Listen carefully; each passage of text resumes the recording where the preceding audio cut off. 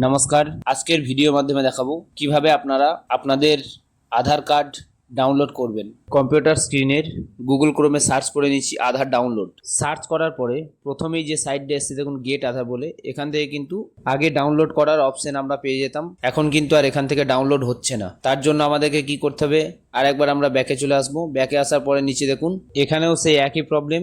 তো চলুন আমরা আরেকবার ব্যাকে আসবো। ব্যাকে আসার পরে দেখুন গেট আধারে ক্লিক করার পরে দেখবেন আপনারা 3 নাম্বার যে অপশনটা রয়েছে ডাউনলোড আধার, এখানে একবার ক্লিক করবেন। এখন আপনার সামনে ওপেন হয়ে গেছে আধার কার্ডের যে নতুন ওয়েবসাইট, সেই ওয়েবসাইটটা এখানে কিন্তু ওপেন হয়ে গেছে, আপনারা দেখতেই পাচ্ছেন। তো এখানে দেখুন ঠিক ওপরে 4টে অপশন আপনারা দেখতে পাবেন। একটা হচ্ছে হোম, তারপর হচ্ছে সার্ভিস, তারপর হচ্ছে সেবা কেন্দ্র, গাইডস।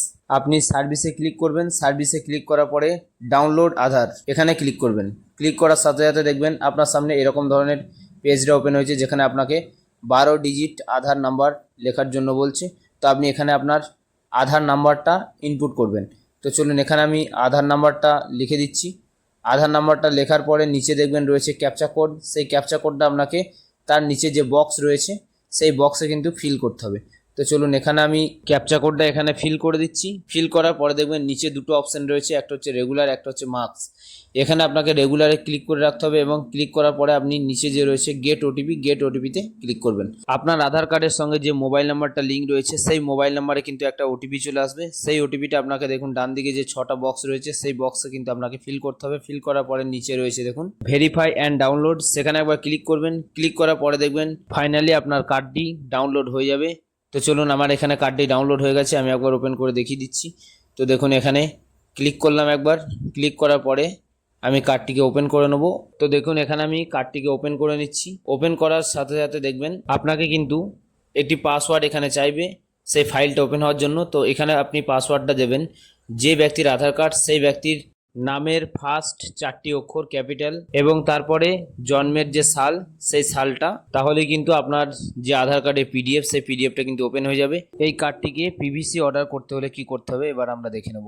আধারের অফিসিয়াল ওয়েবসাইটে দেখবেন সার্ভিসে ক্লিক করার পরে অর্ডার আধার পিভিসি কার্ড এখানে ক্লিক করবেন এবং নিচে দেখুন অর্ডার নাও এখানে একবার ক্লিক করবেন। তারপরে এখানে এন্টার আধার নাম্বার, আপনার আধার নাম্বারটা এখানে বসিয়ে দেবেন। বসানোর পরে নিচে রয়েছে দেখবেন ক্যাপচা কোড, ঠিক ডান দিকে রয়েছে যে ক্যাপচাটা সেটা দেখে এখানে আপনাকে ফিল করে দিতে হবে। তো চলুন আমি এখানে ক্যাপচা কোডটা ফিল করে দিচ্ছি। তারপরে ঠিক নিচে রয়েছে দেখুন লগ ইন উইথ ওটিপি, তো এখানে একবার ক্লিক করবেন। ক্লিক করার সাথে সাথে দেখবেন আপনার যে আধার নাম্বারে মোবাইল নাম্বারটা লিঙ্ক রয়েছে সেটাতে কিন্তু একটা ওটিপি চলে এসেছে, সেই ওটিপিটা আপনাকে এখানে বসিয়ে দিতে হবে। চলুন আমি এখানে আমার ওটিপিটা বসিয়ে দিলাম।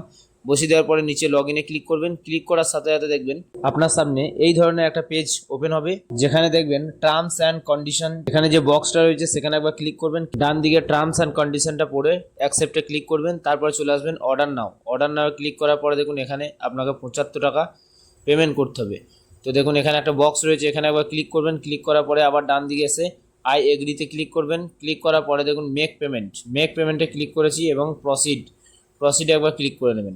নেক্সট আপনার সামনে এরকম ধরনের একটা পেজ ওপেন হয়ে যাবে, যেখানে দেখুন আপনি কিসের মাধ্যমে পেমেন্টটা করতে চান তার অপশনটা এখান থেকে আপনি চুজ করবেন। তো চলুন আমি এখানে ইউপিআই ক্লিক করলাম। ক্লিক করার পরে দেখুন এখানে আমার কাছে একটা বারকোড শো করেছে, বারকোডটিকে ফোনপের মাধ্যমে আমি স্ক্যান করে পেমেন্টটাকে এখানে করে দিলাম। তো দেখুন আমার পেমেন্টটা এখানে হয়ে গেছে।